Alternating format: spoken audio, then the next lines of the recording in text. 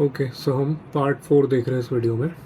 तो इस वीडियो का जो टॉपिक है वो रहने वाला है types of stocks and management segments. ये इसका टॉपिक रहने वाला है और हमने प्रीवियसली ये कुछ डिस्कस किया था। पार्ट 1 में जो हमने देखे basic introduction of stock market देखा था एंड लाइक शेयर क्या होता है, और सेकंड पार्ट में हमने देखा था कि डीमैट अकाउंट मतलब कितने टाइप के रहते हैं, क्या क्या ब्रोकर्स है, कितने ब्रोकर्स है, ये सब हमने डिस्कस किया था पार्ट 2 में। पार्ट 3 में हमने देखे थे NSE वर्सेस BSE। पार्ट 2 में हमने Q&A भी लिया था जो कि मैंने इंस्टाग्राम पे डाला था। आप लोगों ने कुछ क्वेश्चन पूछे थे, मैंने इसके एंड में आंसर दिया था। ओके, सो हम यहाँ पे देख रहे हैं व्हाट इज़ अ स्टॉक और अ शेयर। मैं स्टॉक एंड शेयर का डिफरेंस आपको क्लियर कर रहा हूँ। व्हाट इज़ स्टॉक और शेयर मतलब क्या होता है। एक स्टॉक मतलब क्या होता है, समझो TCS एक कंपनी है, उसका स्टॉक है। TCS को आप स्टॉक बोलेंगे, रिलायंस स्टॉक बोलेंगे। फिर आता है TCS के कितने शेयर्स है आपके पास, तो TCS के समझो 10 शेयर्स है, 100 शेयर्स है, तो ये होता है शेयर। TCS एक स्टॉक है, उसके अंदर आपके पास कितने शेयर्स है, वो शेयर्स हो जाएंगे, number of shares, 100 share, 200 share, multiple. और स्टॉक मतलब जैसे रिलायंस का एक स्टॉक हो गया, अदानी का एक स्टॉक है, TCS का है, एक्सेट्रा जो भी है, टाटा एक्सेट जो भी आते हैं वो हो गया स्टॉक। एंड शेयर्स मतलब आपके पास कितने नंबर ऑफ शेयर है, उनके होल्डिंग कितनी है, तो ये हो गया। इसमें क्या बोला है, अ स्टॉक और a share represent ownership in a company. Yes, when you buy a share of a company you actually own a small part of that business।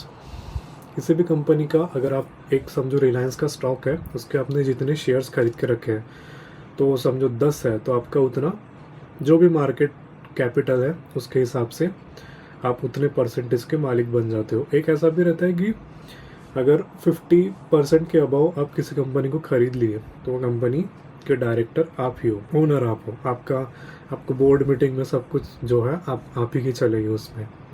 तो ऐसा भी है।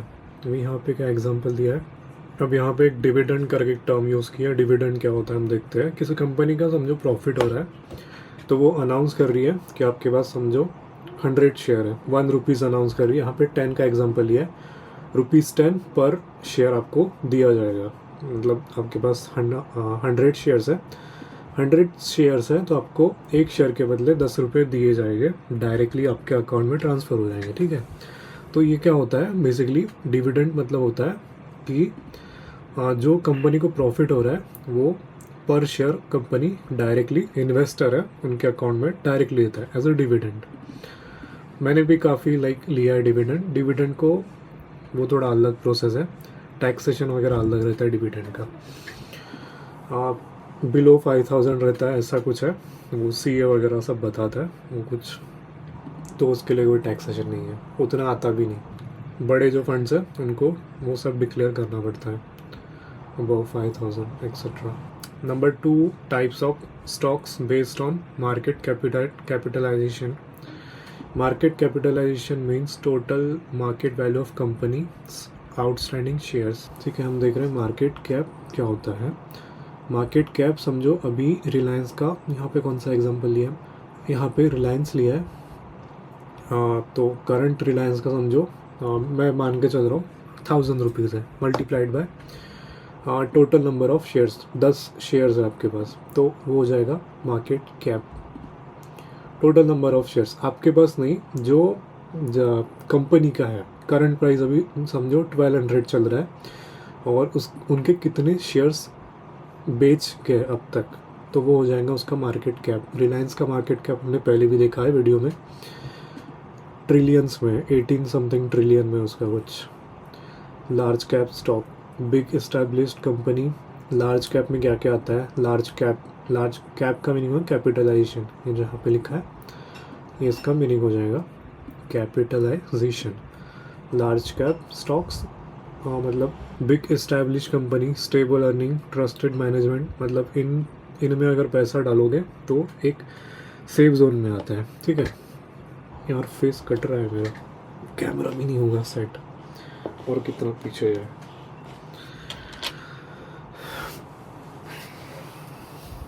Okay, large cap stocks big established company, stable earning, trusted management, less risk, इसमें risk नहीं रहता है सभी में बट कम रहता है। स्टेडी ग्रोथ, ग्रोथ बहुत धीरे धीरे होती है लेकिन ग्रोथ सही है इसकी, ज़्यादा रिस्क ही नहीं आता। एग्जाम्पल हम लेते हैं Reliance industries, TCS, Infosys, HDFC bank. Now mid cap stocks, mid cap में लाइक वॉलेटिलिटी वगैरह यहाँ पे थोड़ा हायर साइड रहता है रिस्क। इसका देखते हैं medium size companies that are growing faster, more potential return than large cap but slightly higher risk. इसमें रिस्क ज़्यादा रहता है बट जो गेन प्रोबेबिलिटी रहती है वो मिड कैप में ज़्यादा रहती है। सेम अब नीचे आते हैं, इसमें सबसे ज़्यादा ग्रोथ रहती है बट रिस्क भी उतना ज़्यादा रहता है। इसका एग्जांपल मिड कैप के देखो वोल्टास वगैरह, आप सर्च कर लेना आ जाएंगे। सबसे सेफ ये वाला है, इसको ब्लू चिप्स भी हम बोल सकते हैं, ब्लू चिप स्टॉक्स ऐसे कभी भी आप सर्च करके देखना ब्लू चिप स्टॉक्स, तो आपको ये रिजल्ट आएंगे। एप्पल वगैरह इंडिया के आप सर्च कर लेना, उसमें आ जाएंगे। मिड कैप है, स्मॉल कैप स्टॉक्स है, देन क्या बोलना है, in short large cap equal to stability, mid cap equal to growth plus moderate risk, small cap equal to high return plus high risk. अगर आप लाइक जॉब वगैरह करते हो तो मैं सेफ ऑन साइड बोलूँगा, इन सब में इन्वेस्ट आपको करना चाहिए, SIP वगैरह इनमें करना चाहिए, अच्छा ग्रोथ है। या फिर मिड कैप चूज़ कर। रिकॉर्डिंग स्टॉप हो गई थी, तो नंबर 3 देखते हैं। मैं इसमें बोल रहा था कि अगर आप लाइक जॉब वगैरह करते हो तो लार्ज कैप में आप इन्वेस्ट करो, सेफ रहेगा। देन मिड कैप में आप इन्वेस्ट कर सकते हो। ये स्मॉल कैप अगर आपको थोड़ा रिसर्च करना पड़ता रहता है। हम सारा कुछ पढ़ेंगे आगे इन डिटेल, तो बने रहे इस पूरे सीरीज़ में। Third types of stocks by industry sector. Every company belongs to particular sector of the economy, मतलब हर सेक्टर का, जैसे बैंकिंग सेक्टर दिया है यहाँ पे, बैंकिंग एंड फाइनेंस, ये जो है बैंक निफ्टी जो मूवमेंट करती है, ऊपर जाएगी नीचे जाएगी, ये सेक्टर HDFC बैंक की सबसे ज़्यादा होल्डिंग रहने के कारण HDFC पे डिपेंड करता है। ICICI बैंक पे डिपेंड करेगा कि बैंक निफ्टी अब ऊपर जाएगी नीचे जाएगी। HDFC का ख़राब रिजल्ट आएगा, बैंक निफ्टी सीधा नीचे आएगी। ये सब बैंकिंग एंड फाइनेंस, ये एक सेक्टर हो गया। IT, अगर इन्फोसिस का कुछ ख़राब रिजल्ट आता है तो IT सेक्टर डाउन रहेगा। Nifty IT, bank Nifty, Nifty IT, इसका भी कुछ है। फार्मा, निफ्टी ऑटो, FMCG और मेटल्स का भी कुछ सेपरेट ही है। FMCG fast moving consumer good, इस पे सेकंड वाले पे हम देखते हैं। निफ्टी IT, इन्फोसिस आता है, TCS आता है, विप्रो आता है। ऑटो, टाटा, महिंद्रा, अशोक लेलैंड, TVS, ये ऑटो सेक्टर में आएंगे। Nifty auto. FMCG का मीनिंग क्या होगा? फास्ट, वो जो हम डेली कंज्यूम करते हैं चीज़ें, लाइक कोलगेट है, नेस्ले का कोई कुकीज़ है, बिस्किट्स वगैरह, जो भी चीज़ें है, HUL products, care, soaps etcetera, ये सारी चीज़ें FMCG में आती है, इनका अलग सा सेक्टर है। माइनिंग एंड मेटल्स, तो टाटा स्टील है, कोल इंडिया और काफ़ी सारे मिनरल माइनिंग के जो जितने भी हैं वो इस वाले सेक्टर में आते हैं। ये जो है सेक्टर अभी ट्रेंडिंग में था कुछ 1 महीने पहले, मेटल एंड माइनिंग में काफ़ी अच्छी बाइंग चल रही थी। मेरे को देखते रहना पड़ेगा, अगर ये एंड हो गया ऊपर में तो फिर रिकॉर्डिंग बंद हो जाती है। अभी 10.5 मिनट की रिकॉर्डिंग हुई थी, फिर अपने आप बंद हो गई थी। नंबर 4 देखते हैं, types of stocks by price and behaviour. Blue chip stocks जो हमने अभी डिस्कस किया था, financially strong and well reputed companies, long term consistent performer, lower risk, definitely इसमें रिस्क कम रहेगी और रिवॉर्ड भी ठीक ठाक रहेगा। और सिनेरियो लाइक कोविड, तो कोविड में क्या हुआ था, किसी की जॉब चली गई, कुछ हो गया, तो ब्लू चिप्स कंपनी जो है लाइक रिलायंस, इन्फोसिस, ITC, ये जितने भी एक रेपुटेड कंपनीज है, तो जो इन्वेस्टर है अगर वो ही ठीक नहीं है, उसका फिजिकली वही हेल्थ वाइज वही ठीक नहीं है, वो कहाँ इन्वेस्ट करेगा? फॉरेन इन्वेस्टर्स हैं, ग्लोबली देख रहे हैं, अगर वैसी सिचुएशन आती है कोविड जैसी, तो अगर ह्यूमन ही ठीक नहीं है तो ये तो फिर ह्यूमन द्वारा बनाई एक चीज़ है ब्लू, ये जो ब्लू चिप स्टॉक्स बोल रहे हैं, अच्छे जो रेपुटेड है, इनको भी पानी में जाना ही जाना है। तो ये बात आप देख लो, मार्केट ह्यूमन नहीं बनाया, अगर ह्यूमन ही ठीक नहीं है तो इसने भी नीचे गिरना है। कोई आपके पैसे की सिक्योरिटी वगैरह ये लोग नहीं देखेंगे। आपने रिलायंस 1200 में खरीदा है, 1200 में खरीदा है, अगर 300 उसका प्राइस हो गया, एकदम से नहीं होगा, धीरे धीरे होगा। कब एग्जिट लेना है, क्या लेना है, वो सब आपकी रिस्क पे रहेगा। तो अगर ह्यूमन बीइंग ही ठीक नहीं है तो फिर ये तो उसके द्वारा बनाया गया मार्केट है, उनके इमोशन से ही चलता है, ह्यूमन इमोशन से ही मार्केट चलता है। ये देखो 26,000 के ऊपर सेलर्स लोग बैठे हैं, तो यहाँ से सेलिंग हुई है। एक जोन में चल रहा है मार्केट, ये वाला ट्रेंड लाइन।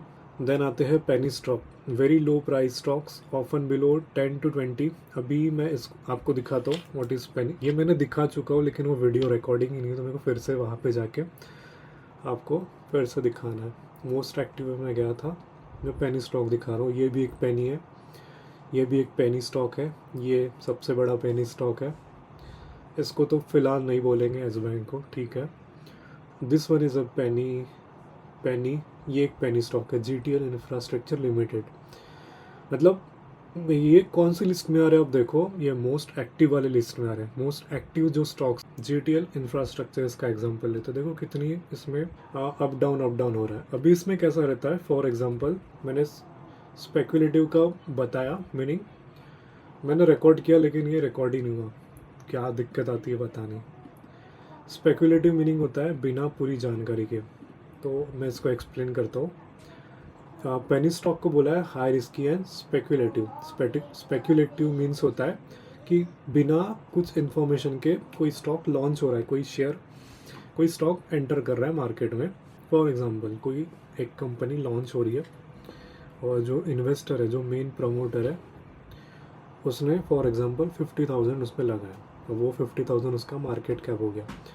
अभी वो प्रमोटर्स को बोल रहा है कि इस स्टॉक को प्रमोट करो, इन्वेस्टर लाओ, और जो कि रिटेल होंगे, रिटेल जैसे हमारे जैसे लोग, उनको ज़्यादा नॉलेज नहीं, लेकिन बोल रहे 1 रुपये का स्टॉक है, 2 का होगा, 3 का होगा, 4 का होगा, 10 का भी होगा, 10x हो जाएगा मनी।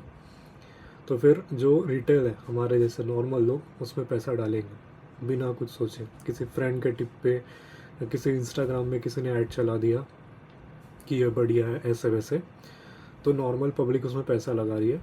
देन होता क्या है, जो मेन बंदा है जिसने वो लॉन्च किया है, उसका 50,000 है, अगर वो तो मार्केट कैप तो बढ़ेगा, हमने भी डेफिनेशन पढ़े, मार्केट कैप ये इधर गया, जो करंट प्राइस है multiplied by number of share. Number of share कैसे बढ़ेंगे, उसमें जितना लोग शेयर बाय करेंगे। हम पेनी स्टॉक पे थे, अब लोगों ने तो बाय कर लिया, उसकी हवा हो गई थी अच्छी खासी, अब लोगों ने उसको बाय कर लिया, तो उसका प्राइस बढ़ गया। अब जो मेन जो इन्वेस्टर है, जो रियल उस जिसने पैसा उसमें लगाया, जिसके नाम पे वो रजिस्टर्ड है, कोई भी कंपनी फ्रॉड ऐसे वो उससे वो बना रहा है, मतलब बिना कुछ जानकारी के, बिना कुछ वो उसने बना लिया है, फिर वो पैसा पूरा डंप कर लेगा। मीन्स लोगों ने तो उसमें पैसा लगा के पंप किया है, फिर वो उससे पैसा निकाल देगा, फिर वो डंप हो जाएगा। तो फिर जो एक्चुअल शेयर का जो प्राइस था वो भी जितना बड़ा था वो एकदम से नीचे आ जाएगा, क्योंकि जो मेन जो इन्वेस्टर है उसने पैसा निकाल लिया है, और रिटेल जो है वो ट्रैप हो गया उसमें। तो ये मेनली होता है पेनी स्टॉक के साथ। पेनी स्टॉक मतलब कोई भी उसको प्रमोट करता है, फिर जो रियल जो इन्वेस्टर है वो इससे निकल जाता है, पेनी स्टॉक में होता है मोस्ट ऑफ द टाइम, इसीलिए इसको CA बोला है, speculative. Many beginners lose money here because of greed. जो मैंने बोला 10x हो जाता है पैसा, तो कोई भी एंटर करता है उसमें तो लॉस ही होता है उसमें इन दी एंड। मेरे को इसको देखते रहना पड़ेगा, अगर ये बंद हो गया तो फिर दिक्कत आती है। देन आते हैं defensive versus cyclic stocks. Defensive stock perform steadily even in bad economics times. FMCG pharma, इसका मीनिंग क्या बोल रहा है, डिफेंसिव स्टॉक मतलब कोई अगर ख़राब भी कंडीशन आती लाइक कोविड, तो ये जो चीज़ है, वीडियो फिर से स्टॉप हो गया था, आप टाइमिंग देखना कितना मेरे को टाइम लगा स्टोरेज खाली करने के लिए। रीज़न समझा कि स्टोरेज का जो दिक्कत है, एक सॉफ्टवेयर अपडेट आया तो उसको उतना स्टोरेज मेंटेन करके रखना था, अराउंड 20-25 GB वो रखता ही रखता है। तो फिर मेरे को स्टोरेज खाली करने में हार्ड डिस्क लगाया, देन कुछ वीडियो फाइल मैंने ट्रांसफ़र किए, देन अभी स्टोरेज खाली हुआ है ऑलमोस्ट 50 GB प्लस। तो I can record this video now. तो हम लोग थे डिफेंस वर्सेस साइक्लिक स्टॉक पे। डिफेंसिव स्टॉक्स होता है मीन्स होता है perform steadily even in bad economics time, FMCG pharma. ये डिफेंसिव स्टॉक में आता है, मतलब even in Covid like situation. तो FMCG और फार्मा जो है, फास्ट मूविंग कंज्यूमर गुड्स जो है, और फार्मा जैसे कि मेडिसिन वगैरह की कंपनीज या मेडिसिन जो है, एक लाइक कोविड जैसे सिचुएशन में भी ये जो सेक्टर है अच्छा परफॉर्म करते हैं। देन आता है साइक्लिक स्टॉक। साइक्लिक में क्या होता है, rise and fall with the economy, जैसे auto sector, metal sector, real estate. Example दे रहे हम, कोविड आता है तो कोविड आया था तब गाड़ियों की मतलब डिलीवरी तो ना के बराबर हो गई थी। इवन जो घर पे गाड़ियाँ उनको तो एक एक दो दो महीना तक खड़ी रही थी, किसी की बैटरी डाउन एक्सेट्रा। तो ये जो है साइक्लिक स्टॉक में आता है। ऐसे जस्ट याद रखना, मतलब एक दिमाग में ना एक ये सेट करके रख देना कि ये सेक्टर अच्छा है, मतलब कभी पैसा लगाओ तो कुछ ख़राब भी कंडीशन आती है इन सेक्टर में तो सेफ रहेगा। और ऑटो वगैरह में अभी तो सब सही चल रहा है तो उनमें लगा सकते हो, ये अच्छा बनेगा इसमें। तो ये चीज़ें ध्यान में रखना। Types of shares by rights. मैं जो ये सारा कुछ पढ़ा नहीं, जस्ट ऐसे ही लिया, स्क्रिप्ट एंटर किया, मेरे को टॉपिक्स दो पार्ट 4 के लिए। अभी कितना है क्या है मुझे भी नहीं पता है, ये तो काफ़ी सारा है। पार्ट 5 भी दिया है, देखते हैं मतलब कितना आप खींच पाते हैं इस वीडियो को। बहुत बड़ा लग रहा है मुझे तो। ये हो गया 5th। हम देख रहे हैं types of shares by rights. Common equity shares, most common type investors buy voting rights plus dividend when declared. जैसे कि जी एंटरटेनमेंट है, मेरे को भी रिसेंटली आया था, उसमें कुछ वोटिंग करना है तो आप अपने एज अ कॉमन इन्वेस्टर आप उसमें अपने विचार दे सकते हो मीटिंग वगैरह में। और ये लोग जो है, मतलब ये जो सेक्टर गया, डिविडेंड भी देते हैं। इक्विटी फॉर एग्जांपल मैं ले रहा हूँ, रिलायंस का आप कोई शेयर खरीदते हो, अगर उसमें कोई मीटिंग होती है तो आपको लिंक वगैरह आ जाएगी, या फिर वोटिंग के लिए लिंक नहीं आएगी, मतलब वोटिंग राइट्स आपको दिए जाते हैं कि समझो ये डायरेक्टर है, ये कुछ है, इनके इनके जो इनके चलते कुछ नए रूल्स हो रहे हैं या कुछ कंपनी में चेंजेस चाहिए, तो आप ऐसे अकॉर्डिंग वोटिंग वगैरह कर सकते हो। कर भी सकते हो, नहीं भी कर सकते हो, आपके ऊपर है आपको, लेकिन जीमेल पे आ जाता है। मैं एक एग्जांपल देता हूँ आपको फटाक से। तो मैं कुछ इसका डिस्कस कर रहा था, जी एंटरटेनमेंट का मेरे को ये आया था कि वोटिंग वगैरह है तो कुछ अब ये इस कुछ इस टाइप से आता है इसमें। अभी कुछ मेरा आईडी वगैरह होगा इसमें तो मैं डिस्क्लोज नहीं कर सकता ज़्यादा कुछ। स्टार्टिंग में कुछ ऐसा लिखा आता है मीटिंग या फिर ई वोटिंग समथिंग, ऐसा कुछ e voting for Zee entertainment, ऐसा कुछ लिख के आया था। ठीक है, तो एक अच्छे अगर हम ब्लू चिप्स वगैरह पे जाते हैं तो कुछ इस टाइप से उसमें ये मिलता है। देन आते हैं preferred share, fixed dividend priority but usually no voting right. इसमें वोटिंग का राइट्स नहीं रहता प्रेफर्ड शेयर में। कॉमन इक्विटी शेयर्स में रहता है, इसमें नहीं रहता। मतलब कुछ इक्विटी में रहता है, कुछ में नहीं रहता है। फिक्स ये आपको देख लेना, ये नेट पे कौन सा में है कौन सा में नहीं है। ब्लू चिप्स में मोस्टली रहता है preferred share. Fixed dividend priority but fix dividend priority, इसमें डिविडेंड तो होता है। डिविडेंड मतलब मैंने जो बताया आपको, मतलब कंपनी डिक्लेयर करती है कि समझो आपके पास 100 शेयर है तो हर एक शेयर पे, कितने भी शेयर हो आपके पास, एक शेयर पे 10 रुपये दे रही है कंपनी फॉर एग्जांपल, कभी 7 रुपये देगी, कभी 6 रुपये देगी, कोई भी एक अमाउंट देती है। आपके पास जितने शेयर्स है उसके अकॉर्डिंग आपके बैंक में वो अमाउंट ट्रांसफ़र हो जाएगी एज अ डिविडेंड। मतलब शेयर्स तो रहेंगे आपके अकाउंट में जितने हैं डीमैट अकाउंट में, प्लस आपके बैंक अकाउंट में एज अ डिविडेंड वो पैसा डायरेक्टली ट्रांसफ़र होगा। ठीक है, इंस्टीट्यूशनल इन्वेस्टर मतलब हो जाएगा कि बड़े इन्वेस्टर। प्रेफर्ड शेयर, ठीक है। For normal stock market investor equity shares are what we buy and sell every day. ये कॉमन है, ये जो बड़े लोगों के लिए है, जिसमें वोटिंग का कुछ राइट नहीं होता। लॉन्ग टर्म जो इंस्टीट्यूशनल इन्वेस्टर है उनके लिए। 6th पॉइंट देखते हैं, market segments in India. In India, the stock market has several segments on NSE, BSE. तो उसमें आता है equity segment, regular buying and selling of shares, investor and traders deal directly in company stock. ये थोड़ा boring part है, लेकिन as आपको knowledge ये चीज़ें ध्यान में रखनी है। इक्विटी सेगमेंट, डेरिवेटिव सेगमेंट, इसमें एफ एंड ओ आता है। तो इसमें क्या आता है, regular buying and selling of share. ध्यान में रख लो, थेरोटिकल है। इक्विटी सेगमेंट एक आता है, मार्केट के सेगमेंट यहाँ पे बताया गया। पहला आता है इक्विटी सेगमेंट, देन आता है डेरिवेटिव सेगमेंट। इक्विटी में क्या आता है, नॉर्मल हम शेयर बाय करते हैं, सेल करते हैं, regular buying and selling of shares.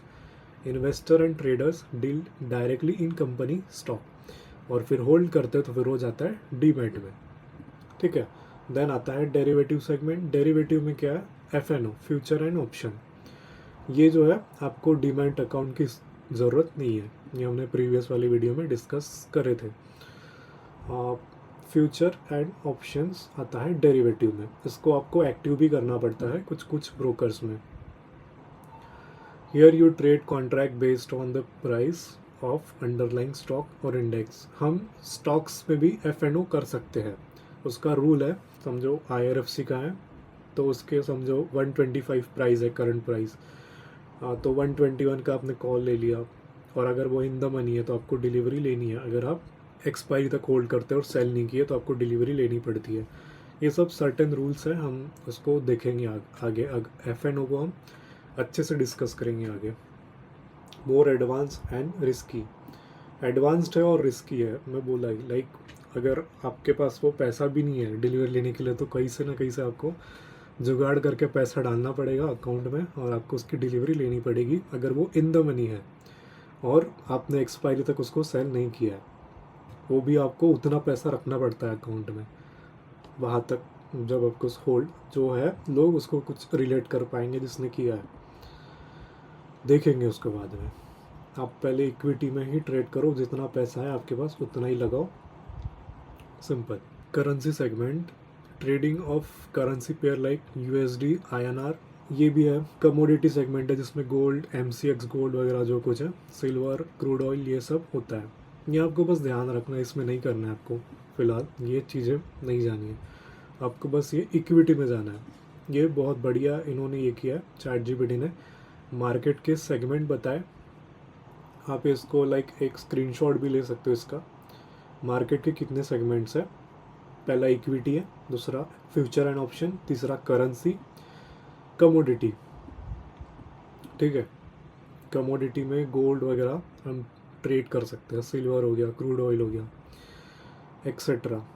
ये यहाँ पे कमोडिटी में होता है। करेंसी में USD INR कन्वर्जन जो भी है वो यहाँ इसमें ट्रेड होता है, useful for hedging and forex traders. ये इंडिया का ही बोल रहा है, आउटसाइड इंडिया का नहीं, ये कर सकते हैं, यहीं पे कर सकते हैं, ज़ीरोधा में कर सकते हैं ये सब। नंबर 7 में आते हैं delivery versus intraday trading. Delivery trading मतलब कोई शेयर हमने बाय किए और उसको 2-3 दिन रखे तो वो ऑटोमेटिक डीमैट अकाउंट में आ जाएंगे। ये जो पॉइंट्स है ना, ये आप ऐसे ही ध्यान में रखो, ये शेयर्स का है, ये फ्यूचर एंड ऑप्शन का है, और ये सेक्टर पे आपको जाना नहीं है, फॉरेक्स वगैरह, करेंसी कन्वर्जन वगैरह, तो इसमें नहीं जाना, ये थोड़ा एडवांस्ड है। कमोडिटी सेगमेंट भी थोड़ा एडवांस्ड है। ये दो चीज़ों को आप स्किप कर लो, आपके अच्छे के लिए बोल रहा हूँ। इक्विटी में करो, फिर हम इसमें आएंगे एफ.एन.ओ में। एफ.एन.ओ में आगे के इसमें लूँगा, ठीक है। डिलीवरी वर्सेस इंट्राडे ट्रेडिंग, ये स्टॉक्स का ही बोल रहा है शायद। इफ़ यू बाय 100 शेयर, हाँ ठीक है, ये स्टॉक्स का ही बोल रहा है। डिलीवरी तो स्टॉक में ही होती है, मतलब देखता है। Delivery versus intraday trading, delivery trading जिसमें हम स्टॉक खरीदते हैं, 1-2 दिन रखेंगे, वो अपने आप डीमैट में आ जाएंगे, नेक्स्ट डे वो डीमैट में आ जाती है। इक्विटी समझो रिलायंस का कोई शेयर, एक भी शेयर बाय कर रहे हैं आज, तो एज अ इंट्राडे लेगा वो, आप उसको 3:30 बजे तक सेल कर सकते हैं। अभी मार्केट तो बंद हो गया है, मार्केट तो ही बंद हुआ है, 356 हो गया। तो कोई शेयर अगर आप ले रहे हो, उसको डीमैट में रख रहे हो आज, तो वो मतलब आज अगर ले रहे हो तो इंट्राडे में जाएगा, अगर उसको कल तक के होल्ड करते हो तो फिर वो डीमैट अकाउंट में ट्रांसफ़र हो जाएगा, ठीक है। इंट्राडे ट्रेडिंग तो अभी बताया मैंने, अगर आज खरीद रहे हो और आज ही बेच रहे हो तो वो इंट्राडे ट्रेडिंग हो जाएगा, उसको स्पेक्युलेटिव इनकम बोलते हैं। डिलीवरी को लॉन्ग टर्म बोलते हैं, अगर एक साल के ऊपर हम होल्ड करते हैं तो उसको लॉन्ग टर्म इनकम माना जाता है, इसको स्पेक्युलेटिव इनकम मानते हैं इंट्राडे को, अगर आप स्टॉक में भी करते हो तो भी। ठीक है, buy and sell within the same day, इसको होल्ड करते हैं। एम क्या रहता है, small profit from daily price movement, must square off position before market close, more risky and need experience intraday में। ठीक है, example, if you buy 100 shares of Infosys at 1500 in intraday and sell at 1510, your profit is 1000, but if price falls to 1490 you lose 1000 in minutes।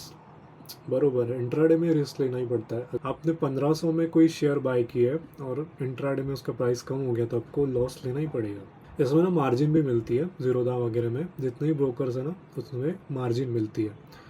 आपने कोई share खरीदा, 100 share खरीदा है तो जितना पैसा आपको उसमें लगेगा लॉन्ग टर्म में, उसके हाफ के हाफ, मतलब 2x या 3x आपको लेवरेज मिलेंगी अगर आप इंट्राडे ऑर्डर सिलेक्ट करोगे तो। वो हम डायरेक्ट एग्जीक्यूशन देखेंगे, अभी तो स्टॉक्स का ही देख रहे हैं हम। तो प्रॉफिट भी है एंड लॉस भी है in intraday. Example of different stock categories, first आता है large cap, mid cap, small cap, defensive, cyclic. ये दो अभी देखे थे, ये तीन हमने स्टार्टिंग में देखे थे, तो ये आप देख लो, अभी हमने ऑलरेडी ये सब डिस्कस किया है, इसको स्किप कर रहा हूँ मैं। देन 9th आता है असाइनमेंट फॉर व्यूअर्स। यहाँ पे ऐसा बोला है कि एक लार्ज कैप लो, एक मिड कैप लो, एक स्मॉल कैप लो और उनका एक साल का परफॉर्मेंस आप देखो ट्रेडिंग व्यू पे या फिर किसी भी आप जो ब्रोकर में देखते हो, तीनों के एक एक स्टॉक उठाओ और उनका परफॉर्मेंस आप चेक करो। ये आपके लिए एक टास्क रहेगा, आप ही देखना उसको। ठीक है, conclusion, take key away stock are ownership part of company, ये सब हमने पढ़ा है, बस ये इसमें हाईलाइट कर रहे हैं। तो ठीक है, इस वीडियो में इतना ही था। एक बार हम देख लेते हैं। Stocks are ownership parts of company, they are classified by size, sector, price, behavior and rights. Understanding categories helps you choose the right stocks for your goals. Delivery is for investor, intraday is for active traders। ठीक है, ये भी ध्यान में रखना। Always start learning with equity before moving to derivative और commodity. Always start learning with equity before moving to derivatives और commodity. यह है डिस्क्लेमर। ठीक है, बढ़िया डिस्क्लेमर है। पहला, always start with equity only. तो हमने ये सारी चीज़ें आज देखी है। Stock versus share, types of stock based on market capitalisation, large cap, mid cap, small cap, and types of stocks by industry, sectors हमने देखे, banking, bank Nifty, IT sector, auto, ये सब देखे। Types of stocks by price behaviour, blue chips देखे, penny देखे, इससे दूर रहना ये बताया था मैंने। डिफेंसिव वर्सेस साइक्लिक स्टॉक, ये भी हमने देखे हैं कि ये ख़राब पीरियड में भी अच्छी ग्रोथ देगी और ये डिपेंड करता है आपकी इकोनॉमी कैसी है। Types of shares by rights, common, preferred share, ये भी हमने देखा है। मार्केट सेगमेंट्स देखे, equity, derivative, currency, commodity, delivery versus intraday trading, ये भी हमने देखा है। ये सारा कुछ हमने देखा है इस वीडियो में, और ये था वीडियो नंबर पार्ट 4। नेक्स्ट हम लोग देखेंगे पार्ट 5 में, बिकॉज पार्ट 3 में मैंने कुछ बोला होगा कि हम नेक्स्ट 4th में कुछ देखेंगे, लेकिन वो जो चैट था डिलीट हो गया चैट जीपीटी से, तो मैंने उसको नया क्रिएट किया based on previous video. Analyse कर लो और मेरे को नया टॉपिक दे दो, ऐसे बोला, तो चेंज हो सकता है और मैं अभी इसी को फॉलो करूँगा। मेरे इससे गलती से डिलीट हो गया था। नेक्स्ट वीडियो प्रीव्यू, नेक्स्ट क्या टॉपिक रहेगा, how to read a stock quote and market screen. तो चलो, थैंक यू। इस वीडियो में इतना ही था। देखते हैं मार्केट कहाँ पे क्लोज हुआ है 15 मिनट्स पे। ये लेवल्स वगैरह और मेरे को जहाँ जो कुछ लगता है मैं सारा इंस्टाग्राम के वो सब्सक्राइबर पे डालता हूँ। आप लोग हो इंटरेस्टेड तो वहाँ पे ज्वाइन कर सकते हो। ठीक है, और ये टाइम फ्रेम भी क्या इम्पोर्टेंस देता है हम इसको भी देखेंगे आगे। 1 मिनट सही है, 5 मिनट सही है, 15 मिनट सही है, 1 डे सही है। हाँ, 1 डे कब देखना चाहिए? देखो यहाँ से बाइंग आई थी, इस वाले जोन से ये बाइंग चलते गई है। अब जो मेरा व्यू है मैं वहीं पे शेयर करता हूँ। हर रोज़ व्यू चेंज होता है। अभी मैं कुछ व्यू दे दूँगा, फिर मैं चेंज करूँगा, वो अलग होता है। अभी का तो मेरा व्यू ऐसा है कि इसने ऑल टाइम हाई को तोड़ना चाहिए। अभी का मेरा व्यू है। अब न्यूज़ वगैरह जो भी है वो उस पर डिपेंड करेगा। देखो बाइंग कितनी सही आई है यहाँ से। ये रेड कैंडल क्लोजिंग हुई है आज के दिन। इम्पोर्टेंट है, कैंडल क्लोजिंग बहुत ज़्यादा इम्पोर्टेंट है। ठीक है, सपोर्ट रेजिस्टेंस हम पढ़ेंगे आगे वाली वीडियोस में। अभी तो लाइक ये थेरोटिकल था। मेरे को ऐसा था कि फ्रॉम बेसिक्स टू हम एडवांस चले, ताकि ऐसा कोई बोल ना पाए कि दायरे की चालू कर दिया। बेसिक्स से अगर मेरे को कुछ पढ़ना है, कोई अगर मेरे को बंदा बोल रहा है कि मेरे को बेसिक से पढ़ना है, तो भाई तू ये वीडियोस ले, सीरीज ले पूरी, और इसको एक्सप्लोर कर, स्टार्टिंग से देख, एंडिंग तक देख, पूरा पूरा देख।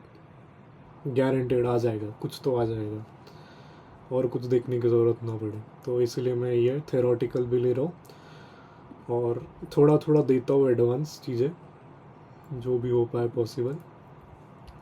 किसी किसी को लाइक ऐसे भी है मेरे कांटेक्ट में जिनको ट्रेंड लाइन ड्रॉ नहीं करती आती है, फिर भी ऑप्शंस में घुस रहे हैं।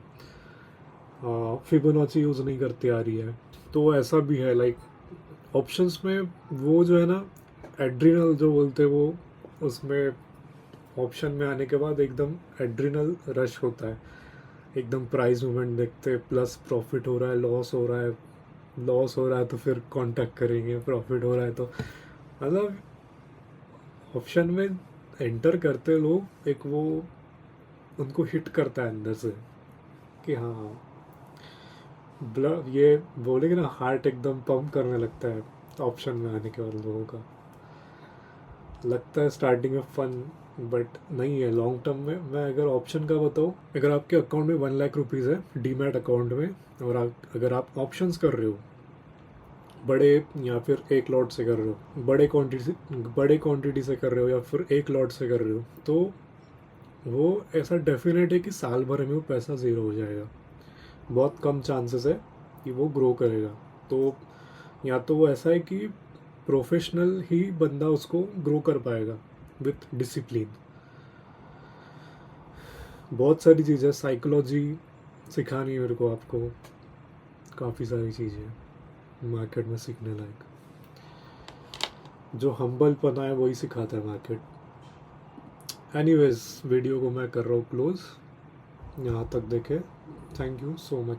4 बज गए, मैं 2 बजे से बैठा हूँ वीडियो के पीछे। अब बनाऊँगा क्योंकि मेरा ऑप्शंस तो करने का था मन, लाइक सेटअप बहुत बढ़िया। कल का मार्केट बहुत अच्छा था, बट वही है, मेरा जो फंडिंग है मैंने इक्विटी में डाल दिया है, मैंने पूरा फंडिंग। तो ऑप्शंस के लिए मेरे पास पैसा नहीं है अभी फ़िलहाल, इक्विटी में डाला है। तो वो इक्विटी वाला भी प्लस में ही चल रहा है, तो मैं उसको ले रहा हूँ होल्ड कर करके।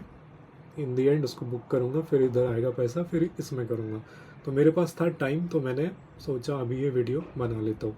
अब जब भी मेरे पास टाइम आएगा तो मैं पार्ट 5 बनाऊँगा। कोई घाई नहीं है, आराम से बनाएंगे। चलो बाय।